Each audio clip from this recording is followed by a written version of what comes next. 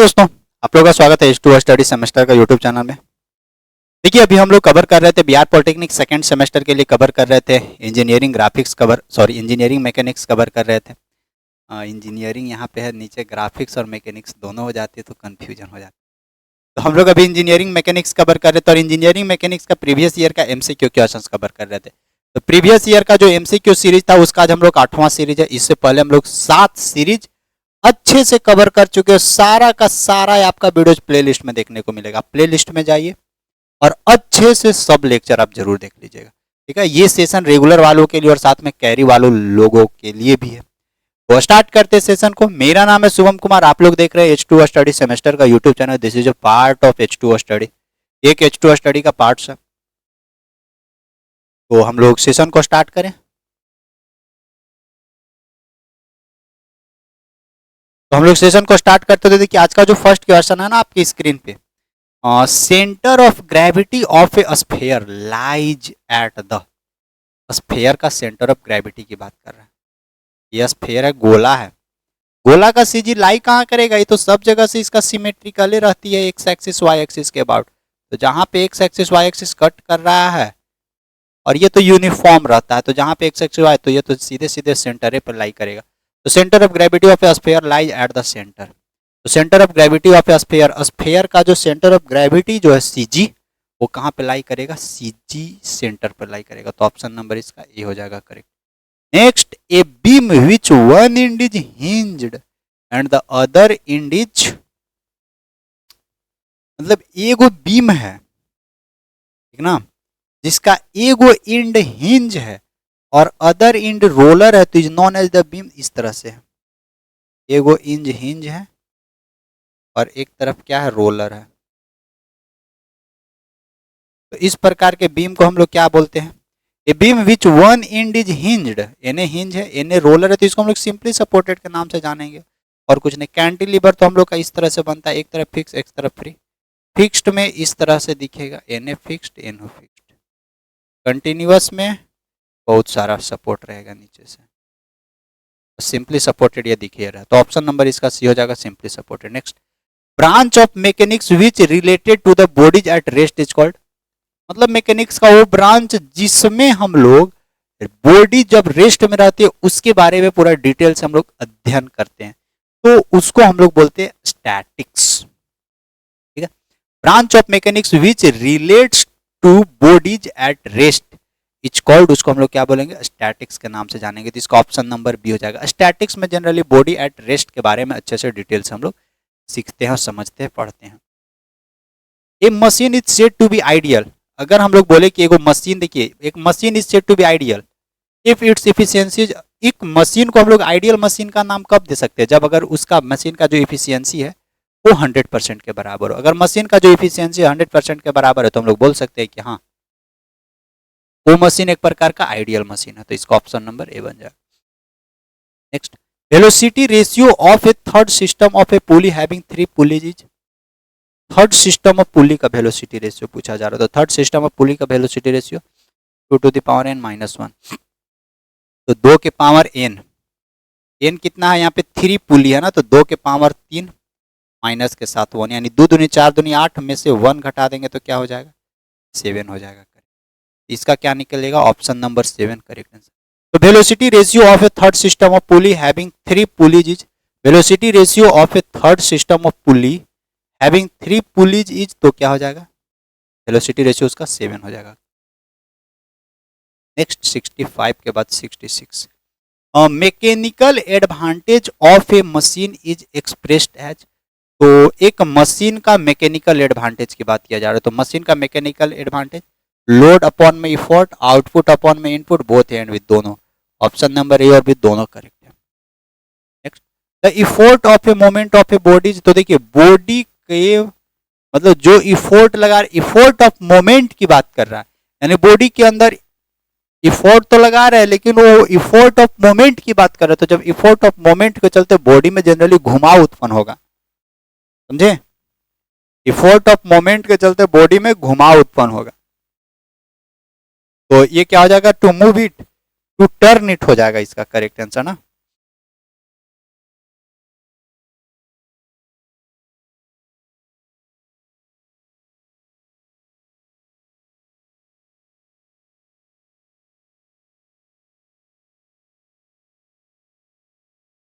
Alternate हो जाएगा, option number इसका बी हो जाएगा। Limiting friction if normal reactions between two surfaces are and the coefficient of friction mu has the relation. तो इस तीनों के बीच का रिलेशन, तो एफ बराबर क्या हो जाएगा, म्यू आर। एफ बराबर म्यू आर तो यहाँ दिख ही रहा है, ये म्यू अपॉन में आर नहीं, एफ बराबर म्यू टू इंटू आर नहीं, म्यू टू तो है नहीं, यहाँ पे म्यू है, नन ऑफ दिस, तो ऑप्शन नंबर इसका बी हो जाएगा। The resultant of two forces P and Q acting at angle five, मतलब दो गो फोर्सेस है, एगो ई है एगो ये, पी और क्यू है, इस दोनों के बीच में फाइव एंगल है, तो इस दोनों का जो रिजल्टेंट फोर्स है वो क्या निकलता है, P square plus Q square plus two P Q cos five या कॉस थीटा। तो अंडर रूट के साथ हो जाएगा P square plus Q square plus two P Q cos five हो जाएगा, ऑप्शन नंबर इसका बी हो जाएगा करेक्ट। नेक्स्ट 69 के बाद 70, centroid of a semi circle of radius R from its base is at a distance of, इस तरह का सेमी सर्कल का बेस से सीजी, सीजी यहाँ पे लाई करेगा ये वाला 4r बटा 3 पाई। अगर इधर से देखा जाए ये कौन सा डिस्टेंस हो जाएगा, यहां से यहां तक का y बार, इधर से अगर x बार की नापा जाए तो ये यहाँ पे लाई करेगा, यहाँ से यहाँ तक का डिस्टेंस रेडियस r, ठीक है ना। तो centroid of a semi circle of radius r from its base is at a distance of, तो 4r बटा 3 पाई, 4r बटा 3 पाई है, ऑप्शन नंबर में तो है 4r बटा 3 pi. Coefficient of friction depends upon the, तो कोएफिशिएंट ऑफ फ्रिक्शन किस चीज पे डिपेंड करता है, एरिया ऑफ कांटेक्ट नहीं, ये एरिया ऑफ कांटेक्ट पे डिपेंड ही नहीं करता, नेचर ऑफ द सरफेस पे डिपेंड करता है। अगर ज्यादा रूखड़ सरफेस रहेगा तो ज्यादा फ्रिक्शन काम करेगा, कम रूखड़ा सरफेस रहेगा तो कम फ्रिक्शन काम करेगा, ऑप्शन नंबर इसका क्या हो जाएगा, बी हो जाएगा, nature of the surface.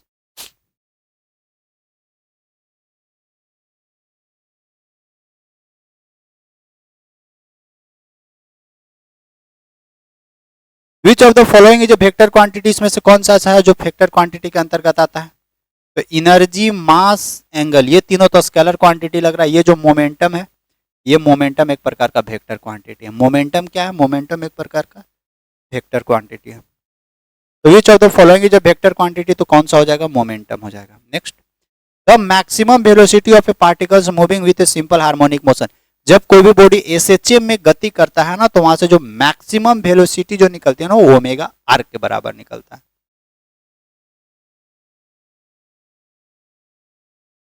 The product of either force of couple with the arm of the couple is called, तो देखिए the product of either force of couple with arm of the couple, तो force of couple और arm of couple दोनों का product तो moment of couple हो जाएगा, और क्या, तो मोमेंट ऑफ द कपल हो जाएगा। दोनों कपल कपल है तो जो रिजल्टेंट निकलेगा वो मोमेंट निकलेगा, वो भी कपल के साथ निकलेगा, तो ऑप्शन नंबर इसका डी निकलेगा। मोमेंट ऑफ फोर्स की बात कर रहा है ना, तो मोमेंट ऑफ फोर्स तो फोर्स इंटू परपेंडिकुलर डिस्टेंस, यही कंडीशन है। Is the turning effect produced by the force, यानी फोर्स के चलते जो टर्निंग इफेक्ट प्रोड्यूस होता है वही मोमेंट है। On a body on which it acts, जिस बॉडी के ऊपर फोर्स लगती है और उस फोर्स के चलते बॉडी के ऊपर टर्निंग इफेक्ट प्रोड्यूस हो तो इसको मोमेंट बोलेंगे, ऑब्वियसली मोमेंट बोलेंगे, ये सही है। Is equal to the product of the force acting on a body, body के ऊपर जो फोर्स लग रहा है उस फोर्स का जो प्रोडक्ट है वो perpendicular distance of the point and the line of action of the force, बिल्कुल सही, line of action of force जहां पे वहां से उस फोर्स के बीच का परपेंडिकुलर डिस्टेंस का प्रोडक्ट, ये भी मोमेंट के बराबर होता है, ये भी सही है। Is equal to the date of the twice of the area of the triangle, हाँ एरिया ऑफ ट्रायंगल का 2 गुना भी मोमेंट ऑफ फोर्स कहलाता है। तो whose base in the line representing the force and the whose vertexes in the points about which the moment is taken is, ये भी option number D हो जाएगा इसका करेक्ट। ए हैवी स्ट्रिंग, मतलब एक हैवी धागा है, attach the two end at same horizontal level, same horizontal level में दोनों तरफ अटैच किया गया है ऐसे। When central dip is very small, यहाँ पे जनरली हम लोग क्या कर रहे हैं, इस पे कपड़ा ऐसे करके टांग दे रहे हैं, तो जब इस तार पे कपड़ा टांगिएगा तो ये तारवा देखिएगा ना इस तरह से ऐसे हो जाएगा,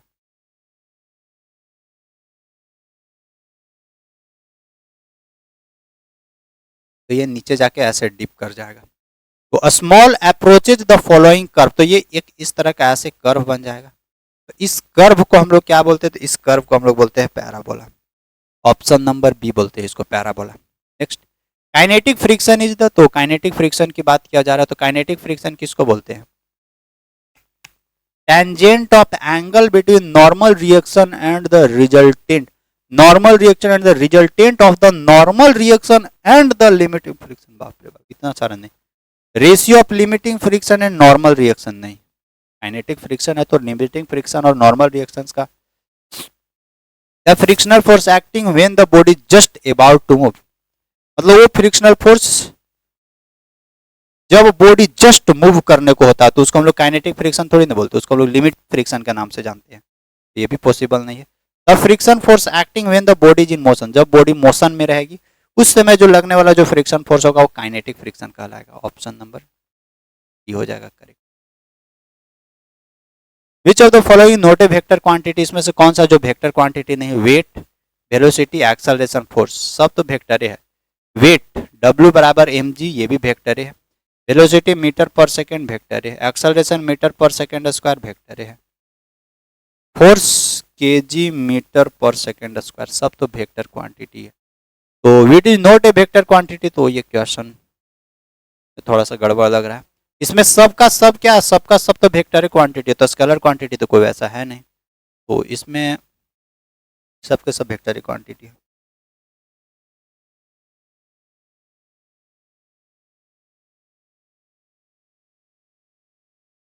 the mechanical advantage of lifting machine is the ratio of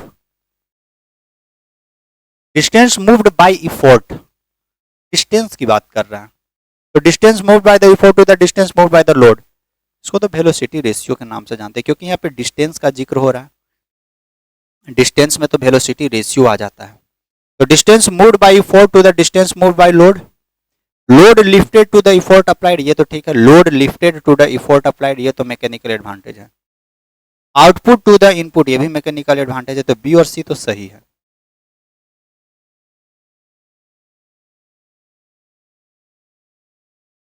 distance moved by the effort to the distance moved by the load.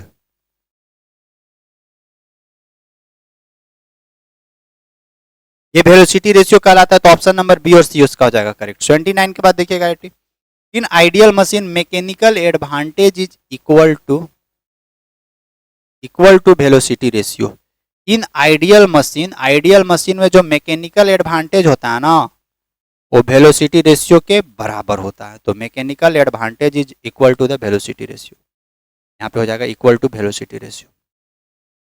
When two elastic bodies collide with each other, जब दो गो इलास्टिक बॉडी आपस में collide करेगा ना, टकराएगा, तो क्या condition?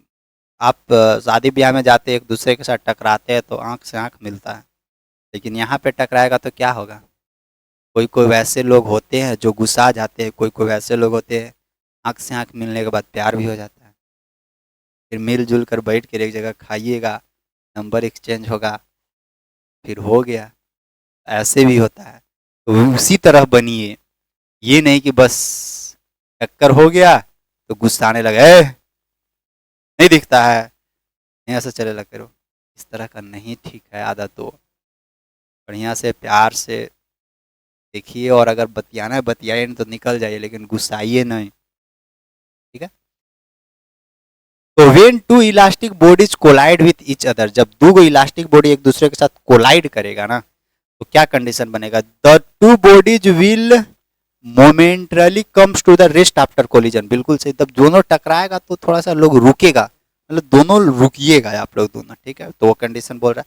The two bodies tends to compress and deform at the surface of the contact, अगर मतलब ज़्यादा जोर से टकरा गए हैं तो हो भी सकता है कि आपका हड्डी गुड्डी टूट भी जाए, कभी ऐसा भी हो सकता है कि कंप्रेस भी हो जाए, फिर deform the surface of the contact, जहाँ पे कॉन्टैक्ट सरफेस हुए वहां पे डिफॉर्मेशन भी हो जाए, ऐसा भी हो सकती है। The two bodies begins to regain their original shape, अब इलास्टिक बॉडी है तो मान लेते थोड़ा सा मुड़ गया, टूट फूट गया, तो लेकिन टूटेगा तो फिर हुआ आपको बैंडेज करवाना होगा, लेकिन यहाँ पे बॉडी है ना फिर ओरिजिनल शेप में आ जाएगा क्योंकि इलास्टिक बॉडी है। ऑल ऑफ द अबव सब कंडीशन सही, ऑप्शन नंबर इसका डी हो जाएगा एकदम सही। Next, A machine having an efficiency greater than 50%, इन्होंने एगो मशीन है जिसका इफिशियंसी 50% से ज्यादा है, तो जिसका इफिशियंसी ग्रेटर देन 50% होता है। ये क्वेश्चन तो हम बहुत बार आपको करवाए, हर एक सेशन में ये क्वेश्चन करवाते हैं, क्या करें, पूछिए दिया है तो। ग्रेटर देन 50%, तो इफिशियंसी 50% से ज़्यादा है तो इसको हम लोग रिवर्सिबल मशीन के नाम से जानेंगे। अगर इफिशियंसी लेस देन 50% है तो नॉन रिवर्सिबल के नाम से जानेंगे, या इसको सेल्फ लॉकिंग मशीन के नाम से जानेंगे। Neighbour reversible, non reverse, ideal machine में इफिशियंसी 100% होता है। तो ये machine and efficiency greater than 50%, तो 50% से ग्रेटर देन तो क्या हो जाएगा, reversible machine. Option number A हो जाएगा करेक्ट। 82 के बाद देखिएगा 83, the algebraic sum of moments of the forces forming couple about any point in their plane is equal to the moment of the couple both of the above constant. ये equal to the moment of the couple हो जाएगा आपका।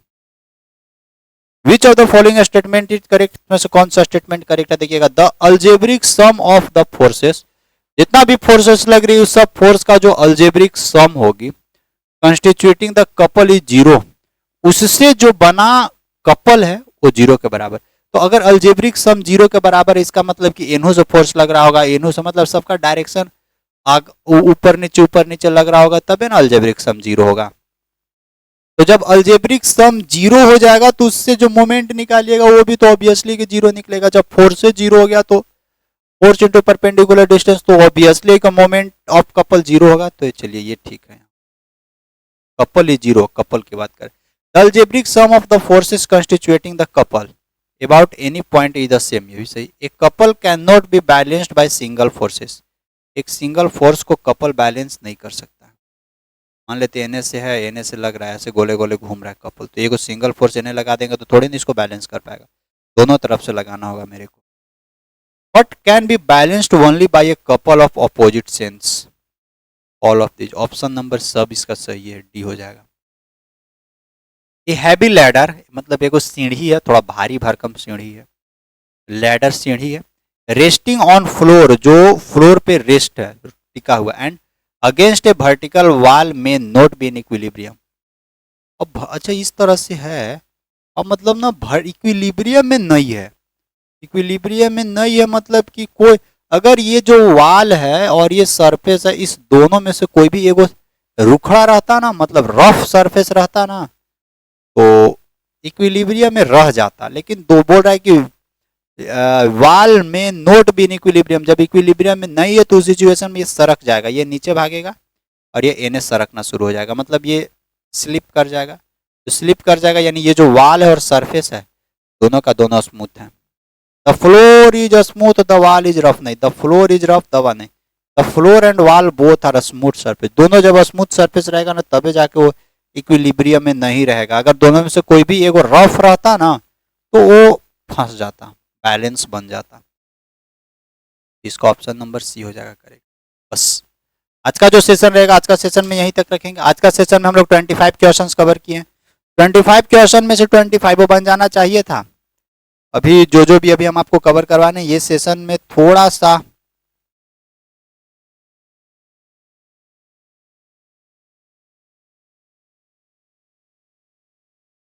जो questions का format है ना वो अभी हल्का है। इसमें कुछ जैसे कभी कभी कोई ईयर में हो, जैसे आप लोग इस बार वाला फिजिक्स वाला लेक्चर देखे होंगे तो उसमें भी थोड़ा सा हल्का कोई ईयर में पूछ देता है।